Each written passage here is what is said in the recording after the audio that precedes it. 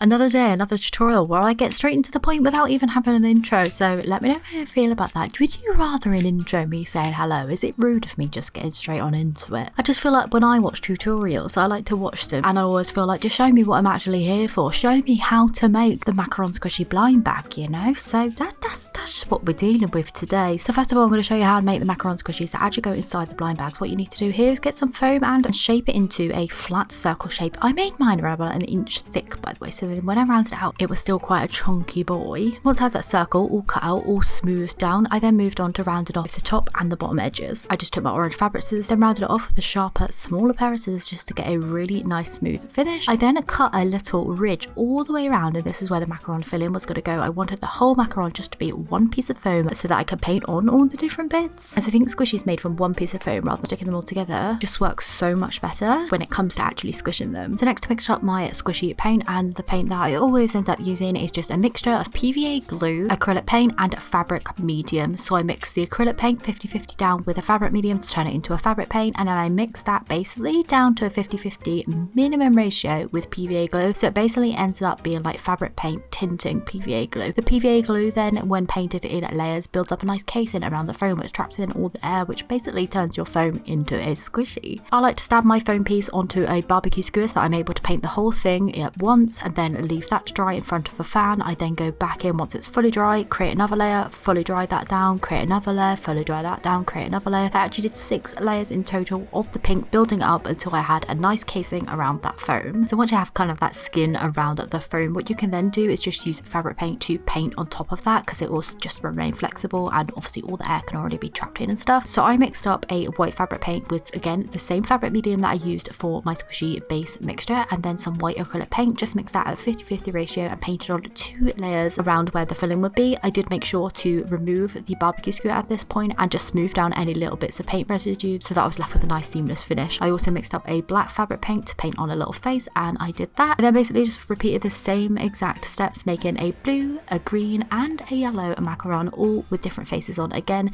and then it was time to move on to the packaging. So I actually only made the packaging just so that I could make a short video with these and unbox them kind of like a little blind bag just for the video's sake. But I do want to show you how I actually made the packaging, just in case you want to do that, and then it will be fun, you know, to do with your kids, to do with friends, to do with anyone. You can give these to people and it's always a bit of a fun surprise element. So I'll show you exactly how I made the packaging. What I did was I took an A4 piece of paper, I folded it over and cut it down to a square. I always think square blind bags look so fancy. I don't know why that is. I just really like a square shaped bag, what can I say? And I just went to town decorating it with some paint pens. I added this cute little pink stripe number down the center. I wrote macaron along the top. I added some shadows into it. I added some little sketches of little macarons with faces on.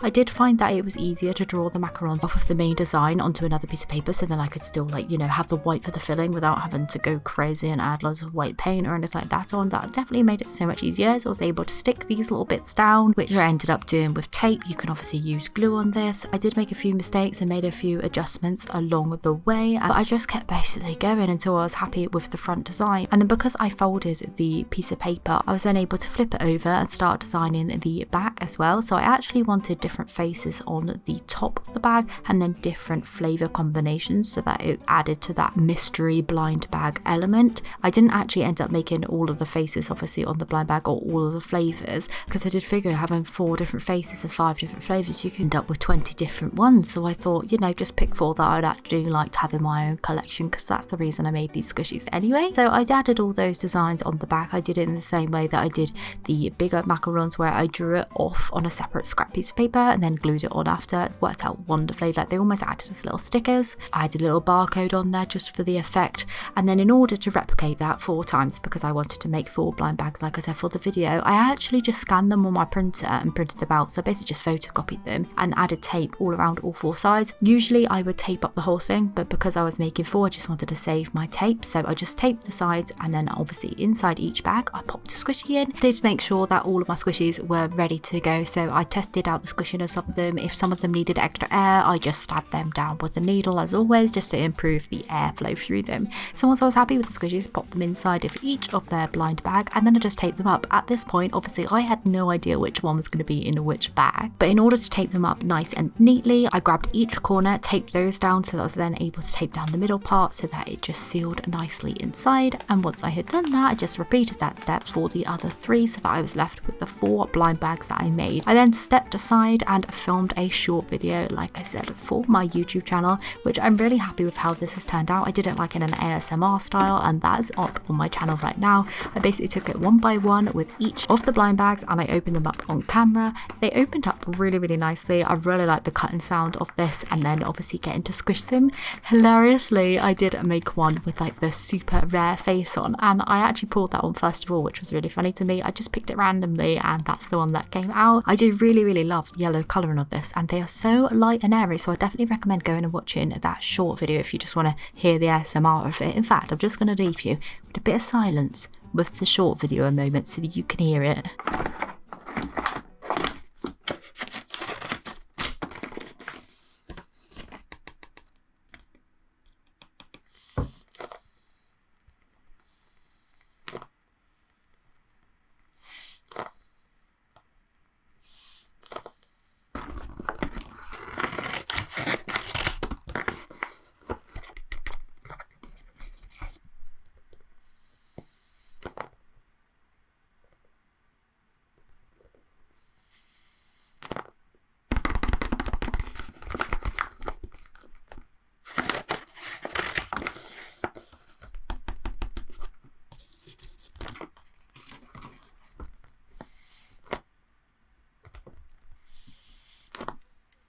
So this is the aftermath of filming the short video where I opened them up. I absolutely love them and all their little colours. I kind of wish that I made a lavender one now. I don't know why I didn't make them all.